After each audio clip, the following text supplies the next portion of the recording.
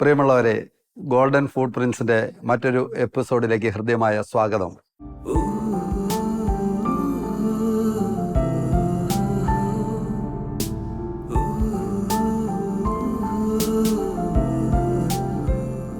നമ്മുടെ ഉള്ളിലൊക്കെ ഉറങ്ങിക്കിടക്കുന്ന ആത്മീയതയെ ജ്വലിപ്പിക്കുന്ന രീതിയിലുള്ള വിശേഷങ്ങളുമായിട്ട് ദൈവത്തച്ഛൻ നമ്മോടൊപ്പം ഉണ്ട്.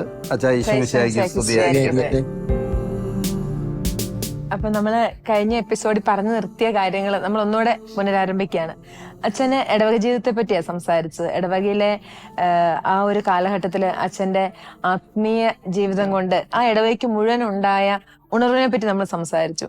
മറക്കാൻ പറ്റാത്ത ഒത്തിരിയേറെ അനുഭവങ്ങൾ അച്ഛൻ ആ ഒരു കാലഘട്ടത്തിൽ ഉണ്ടായിട്ടുണ്ടാവും. കുറച്ച് കാര്യങ്ങൾ ഞങ്ങളുമായിട്ടൊന്ന് ഷെയർ ചെയ്യാവോ? തീർച്ചയായിട്ടും പറയാം. ഞാനൊരു ഇടയിൽ ഇരുന്നപ്പോൾ തിരുനാൾ അവസരം വലിയ ഇടവുകൾ മുത്തലവരാണ്. ഒരു തലവേദനയാണ്. എനിക്ക് വലിയ ആഘോഷങ്ങളും വെടിക്കെട്ട് പോലുള്ള പരിപാടികൾ താല്പര്യമില്ല. പക്ഷെ ജനങ്ങൾക്ക് അതാണ് പ്രാധാന്യമായിട്ട്. അപ്പോൾ അവിടെ 3 സ്ഥലങ്ങളിൽ നിന്ന് വലിയ ആഘോഷമായ ആനയൊക്കെ ഉള്ള സഹിതം ഉള്ള പ്രദർശനങ്ങൾ വന്നൊരു സംഗമമുണ്ട് പള്ളി താഴെ. അങ്ങനെ ഒരു അവസരത്തില് ആ തിരുനാളില് ഒരു സ്ഥലത്തു നിന്നും പ്രദർശനം വന്നില്ല. അപ്പൊ 2 സ്ഥലത്തും വന്ന് അവര് നിന്ന് വെയിറ്റ് ചെയ്യാണ്. അങ്ങനെ വന്നില്ല. പിന്നെ വരാത്തത് കൊണ്ട് ഞങ്ങളൊരു അരമണിക്കൂർ വെയിറ്റ് ചെയ്തു. പിന്നെ ഈ 2 പ്രദർശനമായിട്ട് പള്ളിയിലേക്ക് പോയി അവരെല്ലാം പ്രദർശനം എല്ലാം കഴിഞ്ഞ് പുറത്തിറങ്ങിയപ്പോൾ ഇതാ താമസിച്ചത് വന്ന് അവര് പള്ളി വരുത് കയറി അവര് ഒരു പ്രാവശ്യം പ്രദർശനം വെച്ചു. അപ്പോൾ അവിടുത്തെ നിയമം അനുസരിച്ച് വികാരിഷ്യനാണ് ചെന്ന് അവരെ സ്വീകരിച്ചത്. അപ്പൊ ഞാൻ സ്വീകരിക്കാൻ ഇവര് താമസിച്ചുകൊണ്ട് ഞാൻ സ്വീകരിക്കാൻ പോയില്ല. അപ്പൊ ഇവരിങ്ങനെ വട്ടത്തിൽ കറങ്ങുക. അപ്പൊ അവിടെ 10-15 അച്ഛന്മാര് തിരുനാളിന് വന്നിട്ടുണ്ട്. അപ്പൊ അവരെന്നെ നിർബന്ധിച്ച് ഞാൻ ചെന്ന് പറഞ്ഞ് അവരെ സ്വീകരിച്ചു വിട്ടു. പിന്നീടാണ് എനിക്ക് മനസ്സിലായത് ഞാനെല്ലാം ഒരു സമയബന്ധിതമായിട്ടെല്ലാം തീർക്കും. അപ്പോൾ അവിടുത്തെ കുറെ ടീം അംഗങ്ങൾ ഇപ്പൊ ഉടനെ ഒന്നും പ്രദർശനം പള്ളിയിലോട്ട് പോകണ്ട, കുറെ ലേറ്റ് ആയിട്ട് ഒരു 10-11 മണിയായിട്ട് വന്നാൽ മതി അവര് തീരുമാനിച്ച് തടഞ്ഞതാ. ശരി. അപ്പൊ അത് തടഞ്ഞത് അത് പിന്നെ പിതാവ് അറിഞ്ഞു. അത് കേസായി, വലിയ വിഷമായി. അപ്പൊ അതിനെ കുറിച്ച് വിചാരണയൊക്കെ വന്നു. അപ്പൊ ഞാൻ പിതാവിനോട് പറഞ്ഞു, എനിക്കൊരു പരാതിയില്ല, ഞാൻ അവർക്ക് വേണ്ടി പിതാവിനോട് കാല് പിടിച്ച് അപേക്ഷിക്കുകയാണ്. അതിനെക്കുറിച്ചൊരു വിചാരണയോ ശിക്ഷാണോ പാടില്ല. അവരുടെ ഒരു വികാരത്തിൽ അങ്ങനെ ചെയ്തതേ ഉള്ളൂ. അതെന്റെ ജീവിതത്തിലെ ഒരു അനുഭവമാണ് ശരിക്കും. മാത്രമല്ല, അവരോട് ക്ഷമിക്കാനും അവർക്ക് വേണ്ടി പ്രാർത്ഥിക്കാനും അല്ലെ ഈശോ ഒരു കൃപ തരുന്ന ഒരു സമയം കൂടി അതെനിക്ക്. ഞാൻ ഈ ധ്യാനവുമായിട്ട് ബന്ധപ്പെട്ട് അട്ടപ്പാടിയിലൊക്കെ പോയി, അതുകൊണ്ട് ക്ഷമിക്കാൻ എനിക്ക് വളരെ എളുപ്പമാണ്. പെട്ടെന്ന് ഞാൻ ക്ഷമിക്കും. പിതാവിനോട് പറഞ്ഞ് പരിപാടി ഒഴിവാക്കി. മറ്റൊരു സ്ഥലത്ത് ഞാൻ കൊടക്കച്ചിറ ഇരിക്കുമ്പോഴാണ്. അപ്പോൾ വാർഷിക ധ്യാനം. അപ്പൊ ഞാൻ ഓർത്ത് ഈ പുറത്തുനിന്ന് വരുന്ന വാർഷിക ധ്യാനത്തിൽ പറയുന്ന ആശയമെല്ലാം അത് തന്നെ എന്നും പറഞ്ഞുകൊണ്ട് കേൾക്കരുത്. ഞാനൊരു പുതിയ രീതിയിൽ ഇവരോട് വളരെ ടച്ചിങ് ആയിട്ട് എനിക്കറിയാം ആ ഇടവകയുടെ പ്രശ്നം എന്താ, പ്രശ്നങ്ങൾ അറിയാവുന്നതുകൊണ്ട് അതിനെ കേന്ദ്രീകരിച്ച് ധ്യാനം നടത്താമെന്ന് ഓർത്ത് ഞാൻ ഈരണ്ട് വാർഡ് വെച്ച് ഒരു ദിവസം 1 ഡേ റിട്രീറ്റ് ആണ്. ഉച്ചവരെയും ധ്യാനം ഞാൻ തന്നെ അതിന്റെ ടോക്ക് കൊടുക്കുക. അതിന്റെ അവർക്ക് ശ്രദ്ധിക്കേണ്ട പോയിന്റുകൾ. ഉച്ച കഴിഞ്ഞ് കുമ്പസാരവും കുർബാനയും. അത് ഒരു വലിയ ഒരു വിജയമായിട്ട് എനിക്ക് തോന്നി. അന്നത്തെ ആ പെസഹ വ്യാഴാഴ്ചയിലെ പള്ളി നിറച്ച് കവിഞ്ഞ ആൾക്കാരായിരുന്നു. അപ്പോൾ പെസഹ വ്യാഴാഴ്ച കുർബാന സമയത്ത് സുവിശേഷം വായിച്ചു കഴിഞ്ഞ് വ്യാഖ്യാനം തുടങ്ങിയപ്പോൾ എന്ന് പറഞ്ഞാൽ എനിക്ക് ഓർമ്മ പോയി. ഞാൻ ഈ പറഞ്ഞത് തന്നെ വീണ്ടും പറഞ്ഞുകൊണ്ടിരിക്കുക, ഞാൻ അറിയുന്നില്ല. അത് കഴിഞ്ഞ് ഒരു കുറെ കഴിഞ്ഞ് കപ്പ്യാര് വന്ന് എന്നെ ഒന്ന് ശ്രദ്ധിച്ചു, ഇതെന്നാ ഇങ്ങനെ പറഞ്ഞത് തന്നെ പറഞ്ഞുകൊണ്ടിരിക്കുക. അപ്പൊ എനിക്ക് ഒരു സെമി കോൺഷ്യസ് ആയി. പിന്നീട് ബാക്കിയെല്ലാം ഞാൻ ചെയ്തു, പക്ഷെ എനിക്ക് ഓർമ്മയില്ലാതെ. അന്ന് ഈ വേറൊരു അൾത്താരയിലേക്ക് ഈ കുർബാന എഴുന്നള്ളിച്ച് വെച്ച് രാത്രി വരെ ആരാധനയുണ്ട്. രാവിലെ ഈ കുർബാനയും ശുശ്രൂഷയും അതിനുശേഷം വൈകുന്നേരം വരെ ആരാധനയുണ്ട്. അപ്പൊ അത് കൊണ്ടുപോയി വെച്ച് കഴിഞ്ഞപ്പോഴാണ് ഞാൻ ഓർക്കുന്നത് ഇതിന് മുമ്പിൽ ഇത് എന്നാ സംഭവിച്ചത് ഞാൻ ഓർക്കുന്നില്ല. അത് ശരി. പിന്നെ ഉടനെ തന്നെ ഈ ഡോക്ടർ ജിനോറോയുടെ അടുത്ത് പോയിരുന്നു. ഞാൻ പറഞ്ഞ ബ്ലാക്ക് ഔട്ട് എന്നാണ് പുള്ളി കണ്ടത്. അത് വീഴുന്നതായിരുന്നു. വീണായിരുന്ന അച്ഛന് വലിയ അപകടം ഉണ്ടായേനെ. പക്ഷെ ദൈവം സംരക്ഷിച്ചതായിട്ടാണ് മനസ്സിലാവും. എന്നെ താങ്ങി നിർത്തി. ഞാൻ വീഴുകയോ മറ്റോ ഒന്നും ചെയ്തില്ല. ബാക്കി കുർബാനയെല്ലാം സാധാരണ രീതിയിൽ തന്നെ ചെയ്തു. ഞാൻ ഈ പ്രസംഗ സമയത്ത് പറഞ്ഞു തന്നെ ഇങ്ങനെ കുറച്ച് ആവർത്തിച്ചുള്ളൂ. അപ്പൊ അത് എന്റെ ജീവിതത്തിലൊരു വലിയ അത്ഭുതമാണ്. ദൈവം എന്നെ വീഴാതെ, വീണാൽ ചിലപ്പോൾ സ്ട്രോക്ക് ഉണ്ടാകാം, ചിലപ്പോൾ മരിച്ചു പോകാമെന്നാണ് ഡോക്ടർ പറഞ്ഞത്. ഒരു കുഴപ്പവും ഉണ്ടായില്ല. അല്ല, ദൈവത്തോട് അടുത്ത് നിൽക്കുന്നവർക്ക് ഇതുപോലെ ധാരാളം അനുഭവം, ദൈവിക സാന്നിധ്യം വെളിപ്പെടുത്തുന്ന അതൊരു വലിയ അത്ഭുതമായിരുന്നു കേട്ടോ. ഒരു സമയത്ത് മഴയെ തടഞ്ഞു നിർത്തിയ കാര്യങ്ങളുണ്ട്. ഒരു അനുഭവം ഉണ്ടായി. അത് പൂഞ്ഞാറിലിരിക്കുമ്പോഴാണ്. അപ്പം പൂഞ്ഞാറിൽ സെപ്റ്റംബർ 8 മാതാവിന്റെ നാമത്തിലാണ് പള്ളി പെരുന്നാള്. അപ്പോൾ പല വർഷങ്ങളിലും ഈ പ്രദർശനം ഇറങ്ങുമ്പോൾ അതെല്ലാം നനഞ്ഞാ വരുന്നത്. ടൗണിലേക്ക് നീണ്ടൊരു പ്രദർശനം ആഘോഷമായിട്ടുണ്ട്. അപ്പം ഞാൻ ഈ മാതാവിനോട് വലിയ ഭക്തിയും കൊന്ത ചെല്ലുകയൊക്കെ ചെയ്യുന്നത് കൊണ്ട് മാതാവിനോട് പറഞ്ഞു, എന്നെ നാണം കെടുത്തരുത്, മഴ പെയ്യിക്കരുത്, രൂപങ്ങളും കുടകളെല്ലാം അതിന് കേടാവും, നനഞ്ഞു പോകും. അങ്ങനെ ഇരുന്ന് പക്ഷെ മഴക്കാറ് പ്രദർശനം ഇറങ്ങി കഴിഞ്ഞപ്പം ശക്തമായിട്ട് മുകളിലേക്ക് നോക്കിയാൽ കറുത്തിരുണ്ട് ഇപ്പം പെയ്യും ഇപ്പം പെയ്യുന്നത് പോലെ ഇരിക്കുക. ഞാൻ ഉള്ളുരുകി പോക്കറ്റിൽ നിന്ന് കൊന്തയെടുത്ത് കരഞ്ഞുകൊണ്ട് ഞാൻ ആ ജപമാല ചൊല്ലി പ്രദർശനത്തിൽ പങ്കെടുത്ത് ഒരു തുള്ളി മഴ പെയ്തില്ല. ചുറ്റുപാടും ഭയങ്കര മഴയായിരുന്നു. സങ്കീർത്തനത്തിൽ പറയുന്ന പോലെ മനസ്സുരുകിയവർക്ക് അല്ലെ ദൈവം സമീപസ്ഥനാണ്. അങ്ങനെ മറ്റൊരു അനുഭവമാണ് ഇത്. ദൈവം നേരിട്ട് ഇടപെട്ടു. ഈ സ്കിൻ ഡിസീസുമായിട്ട് ഒരാൾ വന്നു. ധാരാളം അസുഖക്കാർ വരും. അപ്പോൾ അവിടെ അവൻ്റെ ഒരു കുരിശുണ്ട്, അത് വെച്ച് ഞാനിങ്ങനെ ഞങ്ങൾ പ്രാർത്ഥിക്കും. അവര് വീട്ടിൽ ചെന്നപ്പം കംപ്ലീറ്റ് പോയി. സോറിയാസിസ്. അങ്ങനെ പല അത്ഭുതങ്ങളും. അപ്പം പിന്നെ ആൾക്കാർ കൂടുതൽ വരാൻ തുടങ്ങി. അപ്പൊ അവരുടെ ഒരു പ്രശ്നം ഉണ്ടായത്, ഇവര് വന്ന് എന്നെ സന്തോഷിപ്പിക്കാൻ സമ്മാനങ്ങളുമായിട്ട് വരും. അപ്പൊ അത് ഞാൻ പറഞ്ഞു, എന്റെ കൃപ നഷ്ടപ്പെടുത്താനാണ് നിങ്ങൾ വന്നിരിക്കുന്നത്. ഞാൻ ഒരു സാധനവും, പൈസയോ സമ്മാനങ്ങളോ നിങ്ങളുടെ വീട്ടിലേക്ക് ഇതിന്റെ കെയർ ഓഫ് വിളിച്ചാൽ വരികയില്ല. പ്രതിഫലം വാങ്ങിച്ചാൽ എന്റെ കൃപ നഷ്ടപ്പെടും. അത് ഞാൻ പ്രത്യേകം ഓർത്ത്. ഈ ഒരു ആശയം എനിക്ക് ബോധ്യം കിട്ടിയത് വട്ടായിലച്ഛനിൽ നിന്നാണ്. അച്ഛന്റെ പ്രാർത്ഥനാ രീതി. ഒരു കാലത്ത് ഞാൻ മെറ്റിലെ മുട്ടയിൽ നിന്ന് കൈവിരിച്ചു പിടിച്ച് പ്രാർത്ഥിക്കുമായിരുന്നു. അതാ ജ്വലിച്ചു നിന്ന അവസരത്തിൽ അത് വേറൊരു അച്ഛനിൽ നിന്ന് എനിക്ക് കിട്ടിയ ഒരു പ്രചോദനമാണ്. ഉപവാസവും അതെ, ഇത് രണ്ടും ഒന്നിച്ചു പോണതാണ്. അച്ഛന്മാരിൽ നിന്ന് ഇങ്ങനെ കിട്ടുന്ന ചില മാതൃകളെ ഇപ്പം GSS യൂത്തില് ഞങ്ങൾ വേരിതാസ് എന്ന് പറയുന്ന പ്രോഗ്രാം ഒക്കെ വെക്കുമ്പോൾ ദിവ്യാനത്തിന്റെ മുമ്പില് നമ്മുടെ യുവാക്കള് ഇതുപോലെ മെറ്റൽ വിരിച്ച് കയ്യും വിരിച്ച് നിന്ന് മുട്ടുകുത്തി പ്രാർത്ഥിക്കുക. ഓഡിറ്റോറിയത്തിൽ പ്രോഗ്രാം നടക്കുമായിരിക്കും, പക്ഷെ അവിടെ അഭിഷേകമായിട്ട് ഇറങ്ങുന്നത് ശരിക്കും ഇവരുടെ പ്രാർത്ഥനയാണ്. അതെ. പിന്നെ മറ്റൊരു ഇടവയിൽ ചെന്ന് കഴിഞ്ഞപ്പോൾ അവിടെ എനിക്ക് തോന്നി ആ ഇടവ ഇച്ചിരി ഒരു ഇരുണ്ട അവസ്ഥയിലാണ്. അപ്പോൾ ഇച്ചിരി ബന്ധനത്തിൽ നിന്ന് പോലെ എനിക്ക് തോന്നി. അപ്പോൾ അതിനെ രക്ഷിക്കാൻ ഞാൻ കുറച്ച് പേരെ സംഘടിപ്പിച്ച് എല്ലാ ദിവസവും വൈകുന്നേരം 3 കൊന്ത ഈ പള്ളിക്ക് ചുറ്റും മുട്ടേ നിന്ന് ഒരു രഹസ്യം ആകുമ്പോൾ അവിടെ മുട്ടേ നിൽക്കും.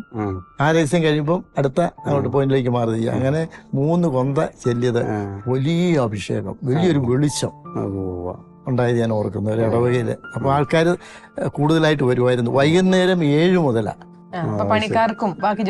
എല്ലാവർക്കും അങ്ങനെ വരാം. അപ്പം ഒരു 10-20 അത്രയും പേരേ ഉള്ളൂ. കാരണം അത് ഉഴപ്പി പോകരുതെന്ന് വിചാരിച്ച് ഇതിന് താല്പര്യവും വിശ്വാസവും ഉള്ള.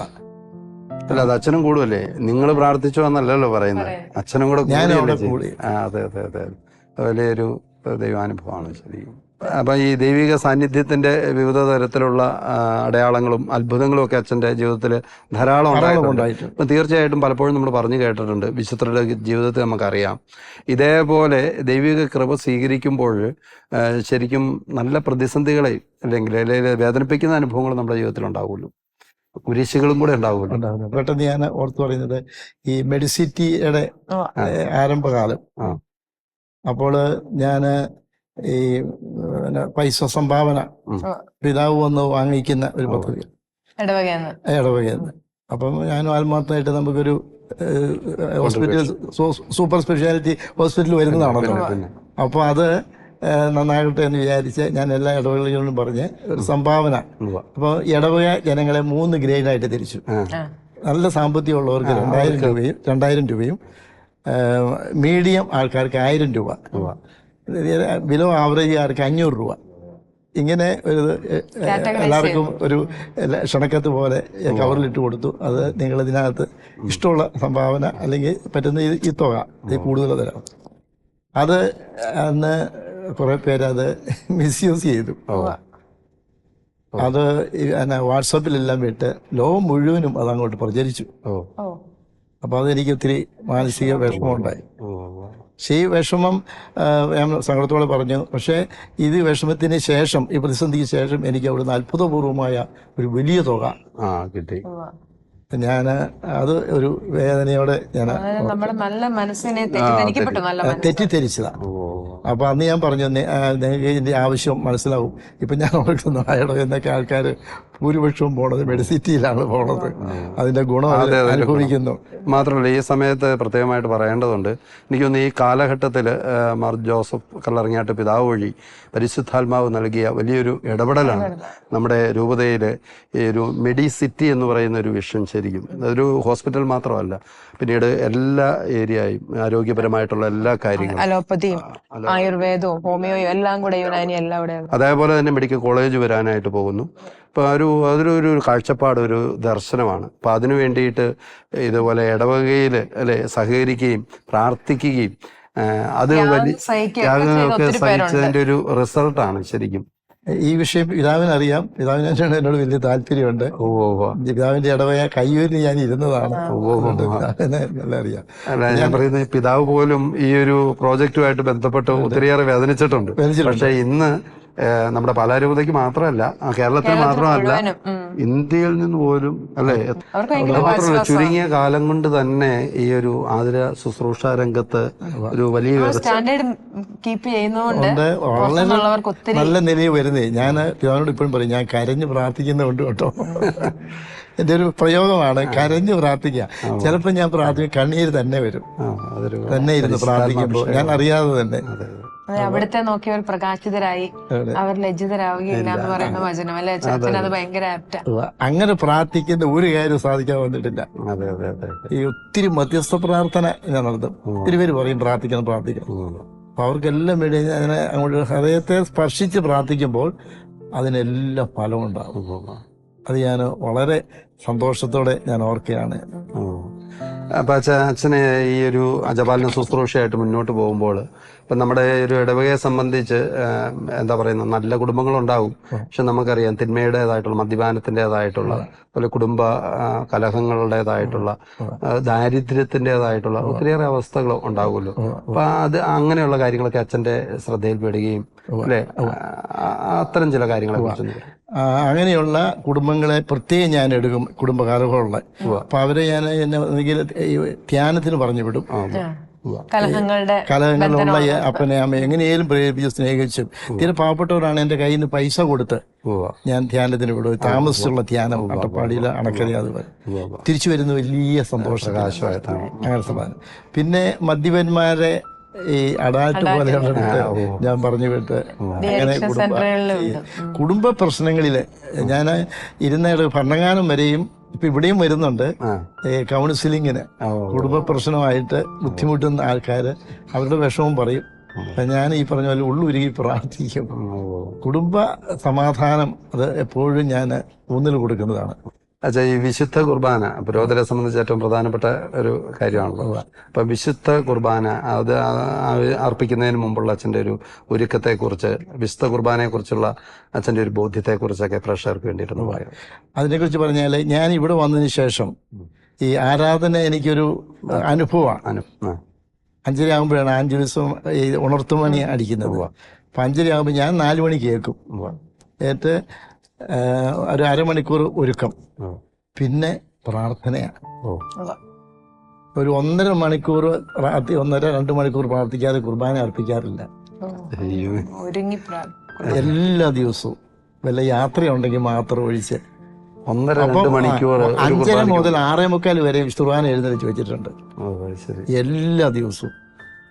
അതിലിപ്പം പലരും വന്ന് പങ്കെടുക്കുന്നുണ്ട്. വലിയൊരു അനുഭവമാണ്.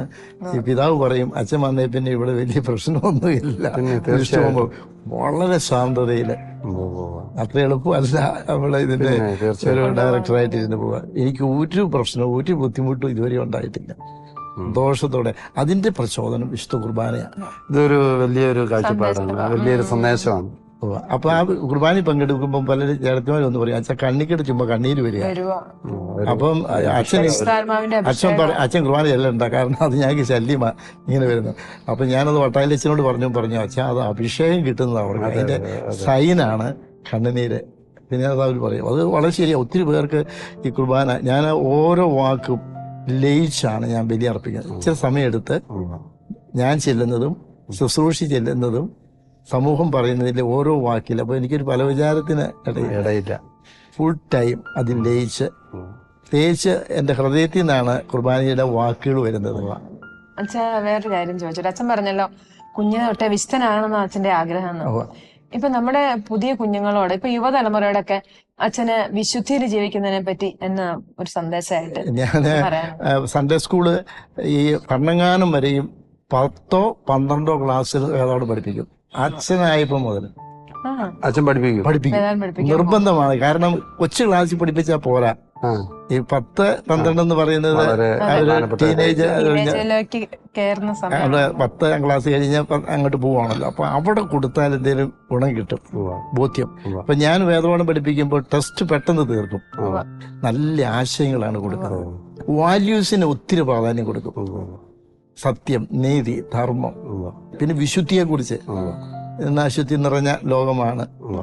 ഒരു 2019 ശേഷമുള്ള കാലഘട്ടത്തിൽ ഞാൻ മനസ്സിലാക്കിയത്, ഇപ്പോഴത്തെ യുവതലമുറയ്ക്ക് ഈ വിശുദ്ധിയെക്കുറിച്ച് കേൾക്കാൻ താല്പര്യമില്ല. അത്രമാത്രം മീഡിയയിലൂടെ പൊല്യൂട്ടഡാണ്, മീഡിയാസാണ്. അപ്പൊ അവർ തന്നെ പറയും. എൻ്റെ അടുത്ത് ചില കുട്ടികൾ ഇങ്ങനെ സംസാരിക്കാനും കൗൺസിലിനൊക്കെ വരും പറയുന്നത്, പക്ഷേ ഞാൻ ഇതിന്റെ അഡിക്ഷനാണ്, ഈ മൊബൈൽ ഫോണിലെ അശ്ലീല പോണോഗ്രാഫിക് അഡിക്ഷൻ. അപ്പൊ അത് പറയുമ്പോ ഞാൻ ഇങ്ങനെ പ്രാർത്ഥിച്ചു വിടും. വിശുദ്ധി വളരെ പ്രാധാന്യമാണ്. അതിന് ഞാൻ ഒത്തിരി പ്രാധാന്യം കൊടുക്കും. ബൈബിളിലും പറയുന്നുള്ളു, വിശുദ്ധിയിൽ ദൈവത്തെ കാണും, അനുഭവിക്കും. അപ്പോൾ ആ ഒരു വിശുദ്ധി അത് ഞാൻ ഊന്നൽ കൊടുത്തു. ആ ഒരു വിശുദ്ധിയും ആ ഒരു നിഷ്കളങ്കതയൊക്കെ ഇപ്പോഴും അച്ഛന്റെ മുഖത്തുണ്ട്. അച്ഛന്റെ ചിരി കാണുമ്പോൾ എനിക്ക് നമ്മുടെ വിശുദ്ധനായിട്ടുള്ള ജോൺ പോൾ II മാർപ്പാപ്പയെ ഓർമ്മ വരുന്നുണ്ട്.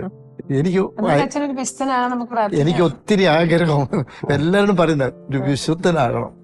അപ്പൊ ഒരു ഇടവയെന്ന് പോരുമ്പോ ഞാൻ യാത്രയപ്പോഴൊന്നും നടത്താറില്ല. ആകെപ്പാടെ ഒരു വിശുദ്ധ ജീവിതം നയിക്കാൻ പ്രാർത്ഥിച്ചാൽ മതി എന്ന് പറഞ്ഞാ പോരുന്നേ. ആൾക്കാരുമായിട്ട് പോവുകയല്ല. അച്ഛാ, ഇടവക ശുശ്രൂഷയുടെ സമയത്ത് അച്ഛൻ ഒത്തിരി കുടുംബങ്ങളുമായിട്ട് അടുത്തിടപഴകിയിട്ടുണ്ട് അല്ലെ? പക്ഷെ നമ്മൾ ഇന്ന് കാണുന്നത് പല പുതുതലമുറയിലെ പല കുഞ്ഞുങ്ങളും വിവാഹം കഴിച്ച ഉടനെ തന്നെ അവര് അകന്നു പോവാണ്. വിവാഹം കഴിക്കുന്നത് തന്നെ ഡൈവോഴ്സിനാണോ എന്ന് നമുക്ക് സംശയം തോന്നുന്ന പോലെ രണ്ട് വ്യക്തികൾക്ക് ഒരുമിച്ച് ജീവിക്കുന്നത് ഭയങ്കര അസാധ്യമായിട്ട് മാറുന്ന ഒരു കാലഘട്ടത്തിലാണ് നമ്മൾ ജീവിക്കുന്നത്. വിവാഹം പോലും വേണോ എന്ന് ആലോചിക്കുന്ന ഒരു വലിയ ഗ്രൂപ്പ് നമ്മുടെ മുൻപിലുണ്ട്. കുടുംബജീവിതത്തെ പറ്റി അച്ഛന്റെ കാഴ്ചപ്പാടും ഭാര്യാഭർത്തൃ ബന്ധത്തെ പറ്റിയൊക്കെയുള്ള അച്ഛന്റെ ബോധം ഞങ്ങൾക്കൊന്ന് പറഞ്ഞുതരാമോ? തീർച്ചയായിട്ടും. കാരണം കുടുംബത്തിനാണ് ഞാൻ ഒന്നാമത്തെ പ്രാധാന്യം കൊടുക്കുന്നത്. കുടുംബത്തിൽ നിന്നാണ് നല്ല വിശുദ്ധരായ വൈദികര് വരുന്നത്. എല്ലാ മേഖലകളിലും നീതിയും സത്യവുമുള്ള നല്ല ഉദ്യോഗസ്ഥരായാലും സിസ്റ്റർമാരായാലും എല്ലാവരും വരുന്ന കുടുംബത്തിൽ നിന്നാണ്. അപ്പോൾ ഈ കുടുംബത്തിനാണ് ഞാൻ വലിയ പ്രാധാന്യം കൊടുത്തിരുന്നു. അപ്പോൾ ഈ വിവാഹത്തിന് ഒരുക്കമായ നമസ്കാരം കേൾക്കാനായിട്ട് യുവതി യുവാക്കൾ എൻ്റെ അടുത്ത് വരുമ്പോൾ ഞാൻ അധികം നമസ്കാരം അത്യാവശ്യമുള്ള കാര്യങ്ങൾ ചോദിക്കും. അതിലുപരിയായിട്ട് ഒരു അരമണിക്കൂർ ഒരു ഡിസ്കഷനാണ്. അതിന് ഞാൻ കൊടുക്കുന്ന പ്രധാന പോയിന്റ്, നിങ്ങൾ വിവാഹം കഴിക്കുന്നത് എന്തിനു വേണ്ടിയാണെന്ന് ചോദിക്കും. അപ്പൊ അതിന് ഉത്തരമായിട്ട് പറയണം, സ്നേഹിക്കാനാണ്. അപ്പോൾ ഈ സ്നേഹം എന്താണ്? സ്നേഹം സ്വാർത്ഥതയാകരുത്, വൈകാരികതയാവരുത്, അത് നൽകുന്നതാവണം. അപ്പോൾ അതിനെ ഒന്ന് വിശദീകരിക്കുന്നത് എങ്ങനെയാണ്? ഭാര്യയാകാൻ പോകുന്ന ആ യുവതി ഭർത്താവുമായിട്ട് ഒന്നിച്ച് താമസിക്കാൻ തുടങ്ങുമ്പോൾ ഒത്തിരി കുറവുകൾ കാണും. അപ്പോൾ ഈ കുറവ് ആരോടും പറയരുത്, കുറവ് ആരോടും പറയരുത്. ഈ കുറവ് മനസ്സിലാക്കിയിട്ട് 2 വഴികളിലൂടെ ആ കുറവ് പരിഹരിക്കാൻ ശ്രമിക്കുക. ഒന്ന്, വിശുദ്ധ കുർബാന എഴുന്നള്ളിച്ച് വയ്ക്കുന്ന സമയത്ത് ആളിന്റെ പേര് പറഞ്ഞ ഏത് കുറവാണോ ഉള്ളത് ആ കുറവ് ദൈവത്തിന് സമർപ്പിച്ചത് പരിഹരിക്കണമെന്ന് പ്രാർത്ഥിക്കുക. രണ്ടാമത്തെ കാര്യം, എങ്ങനെ അത് പരിഹരിക്കാമെന്ന് ആലോചിക്കുക. അതിന് സൈക്കോളജി ചിലപ്പോൾ മനസ്സിലാക്കേണ്ടി വരും, സോഷ്യോളജി മനസ്സിലാക്കേണ്ടി വരും, അനാട്ടമി മനസ്സിലാക്കേണ്ടി വരും. അങ്ങനെയുള്ള അറിവിലൂടെ ഈ പ്രശ്നത്തെ, എന്താണോ പ്രശ്നം, അത് പരിഹരിക്കാൻ ശ്രമിക്കുക. ഒന്ന്, ദൈവത്തിൽ ആശ്രയിച്ച് പ്രാർത്ഥിക്കുക. രണ്ട്, ഈ കാലഘട്ടത്തിൻ്റെ അറിവ് ഉപയോഗിച്ച് അത് പരിഹരിക്കുക. ഒരിക്കലും ആരോടും കുറ്റം പറയരുത്.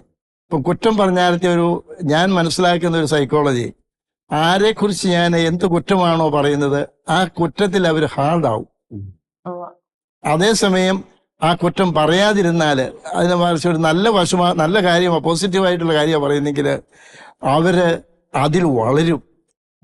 ഇനി മദ്യപിക്കുകയില്ലാത്ത ഒരാളെ മദ്യപിക്കുമെന്ന് പറഞ്ഞാൽ മദ്യപിക്കാൻ തുടങ്ങാൻ സാധ്യതയുണ്ടെന്നാണ് എൻ്റെ ഒരു അനുഭവവും റിസർച്ചും. അങ്ങനെ പറയാൻ കാരണം നമ്മള് ടെലിപ്പതിക്കെന്ന് പറയും. ഞാൻ പറയുന്ന വാക്കുകൾ തരംഗമായിട്ട് ഈ വ്യക്തിയിലേക്ക് ചെല്ലും. അപ്പൊ അതുകൊണ്ട് അങ്ങനെ ഒരു ദൂഷ്യഫലമാണ്. കുറ്റം പറയരുതെന്ന് എപ്പോഴും ഞാൻ പറയും. നല്ലതേ പറയാവൂ. നല്ലത് പറഞ്ഞാൽ അതായിരിക്കും നടക്കുന്നത്. അപ്പോൾ പിന്നെ പ്രധാനപ്പെട്ട ഒരു കാര്യം, കുറ്റം പറയരുത്. കുറ്റം ഉണ്ടെങ്കിൽ അത് പരിഹരിക്കാൻ രണ്ട് വഴിയോട് ശ്രമിക്കുക. രണ്ടാമത്തെ പ്രധാന കാര്യം, നല്ല നന്മകളുണ്ട് ഈ ഭാര്യയിൽ, ഈ ഭർത്താവിൽ, യുവതി യുവാവിന്. ഈ നല്ലത്, ഉദാഹരണത്തിന് ഈ ഭാര്യ ചായ ഉണ്ടാക്കി കൊടുത്തപ്പോൾ നന്നായിരുന്നല്ലോ, അപ്പോൾ അതിന് നന്ദി പറഞ്ഞു, അത് നല്ല കാര്യം. പിന്നീട് സമ്മാനങ്ങൾ കൊടുക്കണം. ഈ സമ്മാനം എങ്ങനെയാണെന്ന് ചോദിച്ചാല്, ഇപ്പം ഭർത്താവിനാണ് സമ്മാനം കൊടുക്കുന്നത് നല്ല ഷർട്ട്. ഭർത്താവിന് ഏറ്റവും ഇഷ്ടപ്പെട്ട എന്ത് സാധനമാണെന്ന് അറിഞ്ഞ് വളരെ സന്തോഷത്തോടെ ആ ഭർത്താവിന് ആ ഷർട്ട് കൊടുക്കുക.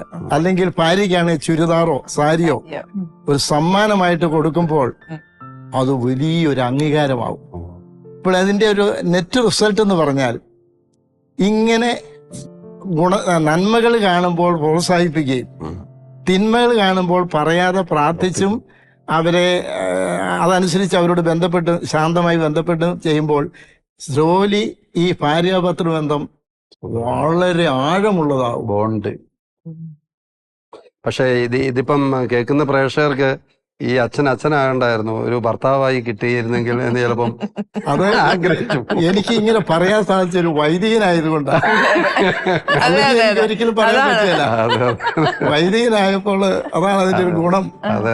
എനിക്ക് എല്ലാവർക്കും, കുടുംബജീവിതക്കാർക്കും വൈദികർക്കും സന്യാസികർക്കും എല്ലാം നല്ല കാര്യങ്ങൾ പറഞ്ഞു കൊടുക്കാൻ. അപ്പൊ ഇങ്ങനെ ജീവിച്ചാൽ, സ്നേഹത്തെ ജീവിക്കുമ്പോൾ ആ സ്നേഹത്തിൽ നിന്ന് ഉണ്ടാകുന്ന കുഞ്ഞുങ്ങൾ അതൊരു വിശുദ്ധരായി വരും. വേറൊരു കാര്യങ്ങൾ ഞാൻ നമസ്കാരം കേൾക്കുമ്പം വരുമ്പോൾ പറയും. ഇപ്പോൾ നിങ്ങളുടെ മനസ്സിൽ കുഞ്ഞുങ്ങളെ ഉണ്ടാകണമെന്ന രീതിയിൽ ബന്ധപ്പെടുമ്പോൾ ഒരു വിശുദ്ധനായിരിക്കണം, ശാസ്ത്രജ്ഞനായിരിക്കണം. ഞാൻ ഇച്ചിരി സൈക്കോളജി പഠിച്ചിരുന്നു, തിരിച്ചറിഞ്ഞ കാര്യമാണ്. മനസ്സിലെ ചിന്ത അത് കുഞ്ഞുങ്ങളെ സ്വാധീനിക്കും. തീർച്ചയായിട്ടും. അങ്ങനെ ചിന്തിച്ച് ജന്മം കൊടുക്കുന്ന കുഞ്ഞുങ്ങള് അവരോട് പള്ളിയിൽ പോകാൻ പറയണ്ട, കുസൃതി കാണിക്കരുതെന്ന് പറയേണ്ട കാര്യമില്ല. എനിക്ക് അങ്ങനെ ഒരു അനുഭവം പറയാം. ഞാനിങ്ങനെ നമസ്കാരം കൊടുത്ത് അങ്ങനെ പറഞ്ഞു കൊടുത്ത ഭാര്യ ഭർത്താക്കന്മാര് കുഞ്ഞുങ്ങളുണ്ടാകുമ്പോൾ മാമോദിസം നോക്കാൻ എന്നെ വിളിക്കും. അങ്ങനെ ധാരാളം അവസരമുണ്ട്. അപ്പൊ ഞാൻ ശ്രദ്ധിച്ച ഒരു കാര്യം, ഒരു അത്ഭുത. സാധാരണ കുഞ്ഞുങ്ങൾക്ക് ഈ വെള്ളം ഒഴിക്കുമ്പോഴോ കരയും. ഈ കുഞ്ഞുങ്ങള് പ്രത്യേകം ശ്രദ്ധിച്ചു, ചിരിച്ചുകൊണ്ടാണ് വെള്ളം ഒഴിച്ചപ്പോഴും ഉടുപ്പ് മാറിയപ്പോഴും എല്ലാം. അപ്പൊ ഞാൻ അവരോട് പറഞ്ഞു, കണ്ടോ ഇതിന്റെ ഫലം കണ്ടോ. അങ്ങനെ കുറെ യുവതി യുവാക്കള്, ഭാര്യാഭർത്താക്കന്മാര്, മാതാപിതാക്കള് എനിക്ക് നല്ല അറിവുള്ളവരുണ്ട്. അപ്പോൾ അവരോട് ഞാൻ പറഞ്ഞു, അവരെ അതുപോലെ വളർത്തണം. വിശുദ്ധരായിട്ടും ശാസ്ത്രജ്ഞരെ പോലെ ഒരു ഗവേഷണ മനസ്സോടെ. അങ്ങനെയുള്ള കുട്ടികളുടെ മുഖത്ത് നോക്കുക. അങ്ങനെ 10 വയസ്സ് 12 വയസ്സ് കുട്ടികളൊക്കെ എന്റെ അടുത്ത് കൊണ്ടുവരും. അതിന് അവരുടെ മുഖത്തോട് നോക്കുമ്പോൾ അറിയാം ഒരു നിശ്ചയദാർഢ്യം, ഇച്ഛാശക്തി, ഒരു ശാന്തതയാണ്. ഇങ്ങനെ ഒരു സ്വരം കേട്ട് അങ്ങോട്ടും ഇങ്ങോട്ടും നോക്കിയല്ല, ഒരു സംഭാഷണം നടത്തി കഴിയുമ്പോൾ അവിടെ തന്നെയാണ് ശ്രദ്ധിക്കുന്നത്. വളരെ ഗുണം ചെയ്യുന്നത്. അപ്പൊ അങ്ങനെയുള്ള മാതാപിതാക്കളിൽ നിന്നാണ് നല്ല വൈദികരുണ്ടായത്. അപ്പൊ എനിക്ക് ഇങ്ങനെ ഈ വിഷയത്തിൽ ഒത്തിരി താല്പര്യമായിരുന്നു. നല്ല ടച്ചിങ് ആണ്, കാരണം പറയുമ്പോൾ അത് കറക്റ്റ്. ഈ പിന്നെ ഈ ശ്രദ്ധിക്കേണ്ടത് കുടുംബത്തിലാണ്. അല്ലാതെ യുവതി യുവാക്കളുടെയോ അങ്ങനെ അങ്ങോട്ട് പോകാതെ കുടുംബത്തിൽ തുടങ്ങാവോ ഒന്നേന്ന്. അപ്പൊ അവരെ ഇങ്ങനെയൊരു കുടുംബം, പിന്നെ സ്നേഹത്തോടെ. ഈ ഞാൻ ചിലപ്പോൾ ചോദിക്കാറുണ്ട്, എന്തിനായിരിക്കും സ്നേഹിക്കാനാ? അങ്ങനെയുണ്ടെങ്കിൽ കുടുംബത്തിൽ കലഹം ഉണ്ടാവുമെന്ന് ഞാൻ ചോദിക്കാറുണ്ട്. ഇല്ല. എപ്പോഴാ ഇപ്പൊ ഒരു ഭാര്യ പാത്രം എടുത്ത് കഴുകാൻ തുടങ്ങിയപ്പോ താഴെ പോയി പൊട്ടിപ്പോയി, അന്നേരമാണല്ലോ വഴക്കും പറഞ്ഞുകൊണ്ട് വരുന്നത്. അപ്പൊ വെറുതെ അല്ല, അറിഞ്ഞുകൊണ്ടല്ലല്ലോ പൊട്ടിച്ചത്. അങ്ങനെ ചിന്തിക്കണം, വികാരത്തിന് അനുഭവപ്പെടാതെ. അത് അബദ്ധത്തിൽ പറ്റിയതാ, ഒരു കുഴപ്പമില്ല. അപ്പൊ അവിടെ ഒരു വഴക്കില്ല. പാടാണ്. പിന്നെ അത് ഇങ്ങനെ ചിന്തിച്ചാലാ ഞാൻ പറഞ്ഞത്. അതെ അതെ. അച്ഛാ, നമ്മുടെ ഈ എപ്പിസോഡ് അവസാനിപ്പിക്കാനുള്ള സമയമായി. അവസാനത്തെ ഒരു ചോദ്യം. നമ്മൾ ഈ എപ്പിസോഡ് തുടങ്ങുമ്പോൾ അച്ഛൻ സംസാരിച്ചത് വിശുദ്ധനാകാനുള്ള ഒരു ആഗ്രഹത്തെ കുറിച്ചാണ് ശരിക്കും. അപ്പോൾ ഈ വിശുദ്ധനാകാൻ എന്തെങ്കിലും കുറുക്കുവഴിയുണ്ടോ? അച്ഛന്റെ ജീവിതത്തെ ഈ വിശുദ്ധന്മാരെങ്ങനെയാണ് സ്വാധീനിക്കുന്നത്? അച്ഛന് ഏറ്റവും ഇഷ്ടമുള്ള വിശുദ്ധൻ ആരാണ്? കാർലോ അക്വിറ്റസ് ആണ് ഈ കാലഘട്ടത്തിലെ. അദ്ദേഹത്തെ വിശുദ്ധനാക്കിയപ്പോ മുതൽ എന്റെ മുറിയിൽ 2-3 ഫോട്ടോയൊക്കെ വെച്ച് രാവിലെ അദ്ദേഹത്തെ നോക്കി മാധ്യസ്ഥം തേടി പ്രാർത്ഥിക്കും, എന്നെ ഒരു വിശുദ്ധനാക്കണം. കാരണം ആധുനിക ലോകത്തിന്റെ എല്ലാ സൗകര്യങ്ങളും ഉപയോഗിച്ചു, അതേസമയം വിശുദ്ധനാകണം. അദ്ദേഹം ഒരു മരിയ ഭക്തനായിരുന്നു. അതുപോലെ തന്നെ വിശുദ്ധ കുർബാനയോട് ഭയങ്കര ഭക്തി. ലോകത്തിൽ എല്ലായിടത്തും പോയി വിശുദ്ധ കുർബാനയുടെ അത്ഭുതങ്ങളെല്ലാം വീഡിയോയിലാക്കി പ്രചരിപ്പിച്ചു. അതുകൊണ്ട് അദ്ദേഹത്തെ എനിക്ക് വളരെ ഇഷ്ടവും പ്രിയപ്പെട്ട ഒരു മധ്യസ്ഥനുമാണ്. ചെറുപ്പത്തിലെ ഡൊമിനിക് സാവിയോ. ഇനി ചോദ്യം, വിശുദ്ധനാകാൻ എന്തെങ്കിലും കുറുക്കുവഴിയുണ്ടോ എന്ന് ചോദിച്ചത്. കുറുക്കുവഴി ഞാൻ എന്റെ മനസ്സിലുണ്ട്, അത് ഞാൻ പറഞ്ഞു കൊടുക്കുകയില്ല, അത് പേഴ്സണലാണ്. എന്നാലും ഞാനിപ്പോൾ ചോദിച്ചപ്പോൾ പറയാം. സെൽഫ്ലെസ് ആകണം, ഒന്നും സ്വന്തമാക്കാൻ പാടില്ല. പൈസ സ്വന്തമായി പാടില്ല, ഒരു സാധനവും. അത്യാവശ്യം വേണ്ട വസ്തുക്കൾ മാത്രം. അതിനുള്ള ഒരു യത്നത്തിലാണ്, പക്ഷെ അത്ര എളുപ്പമല്ലത്. രണ്ടാമത്തെ കുറുക്ക് വഴി എന്ന് പറയുന്നത് സഹനങ്ങളിലൂടെ കടന്നു പോകണം. അപ്പോൾ നമ്മൾ അനുദിന ജീവിതത്തിൽ ഒത്തിരി സഹനങ്ങൾ കടന്നു വരും. മറ്റുള്ളവർ നമ്മളെ അവഗണിക്കുമ്പോഴും നമ്മളെ കുറ്റപ്പെടുത്തുമ്പോഴും ഒക്കെ സഹനങ്ങളുണ്ട്. അതിനെ സന്തോഷപൂർവ്വം സ്വീകരിക്കാനുള്ള ഒരു മനസ്സ്, ആ ഒരു യജ്ഞത്തിലാണ്. സഹനത്തിലൂടെ വിശുദ്ധയായിട്ടുള്ള അൽഫോൻസാമ എനിക്ക് വലിയ പ്രിയപ്പെട്ട ഒരു അൽഫോൻസാമ വഴി ധാരാളം അത്ഭുതങ്ങളും ഒത്തിരി അനുഗ്രഹങ്ങളും എനിക്ക് ലഭിച്ചിട്ടുണ്ട്. ഞാൻ ഭരണകാലത്തായിരുന്നു. ആ അൽഫോൻസാമ വിശുദ്ധയാകുന്നതിന് മുമ്പ് തന്നെ അവിടെ പോയി പ്രാർത്ഥിക്കുമായിരുന്നു. അച്ഛനായതിനു ശേഷം എന്തോ എനിക്കൊരു പ്രത്യേക അടുപ്പം ജീവിതത്തിലൊക്കെ വായിച്ചപ്പോൾ. സാധാരണ ജീവിതം നയിച്ച് സഹനത്തിലൂടെ വലിയ അത്ഭുതങ്ങളൊന്നും പ്രവർത്തിക്കാതെ വിശുദ്ധയായ അൽഫോൻസാമ എനിക്ക് വലിയ ഒരു മാതൃകയാണ്. പാലാരോഗത്തെ സംബന്ധിച്ച് നമുക്കൊരു അഭിമാനവും കൂടെയാണ്. കാരണം ഭാരതത്തിന്റെ ആദ്യത്തെ വിശുദ്ധയാണല്ലോ. ഇനിയും തീർച്ചയായിട്ടും വരും കാലങ്ങളിൽ ഞങ്ങൾക്കൊരു ഭാഗ്യം ഉണ്ടാകട്ടെ. ഇന്റർവ്യൂ ചെയ്തിട്ടുണ്ട് പറയാനുള്ള ഒരു ഭാഗ്യം ഞങ്ങൾക്ക്. മറ്റൊരു കാര്യം കൂടെ ഞാൻ പറയാൻ ആഗ്രഹിച്ചത്, ഞാൻ രൂപതയിലെ എനിക്ക് എന്നെ വൈലിപ്യതാവാണ് സെമിനാരിൽ എടുത്തത്. അതിനുശേഷം പള്ളിക്കാപ്പുറം പിതാവ് എന്നെ പഠിപ്പിച്ചു, എനിക്ക് പട്ടം തന്നു, എന്നെ ഏറെ സ്നേഹിച്ചു. അദ്ദേഹത്തിന്റെ സ്വന്തം ഇടവയിൽ വികാരിയായി 5 വർഷം ഇരിക്കാനും ഭാഗ്യം കിട്ടി. വലിയ സ്നേഹമാണ് പിതാവിനും എനിക്ക്. അതിലേറെ എന്ന് പറഞ്ഞതുപോലെ സ്നേഹമാണ് ഇപ്പോഴത്തെ പിതാവ് കല്ലറിങ്ങാണ്.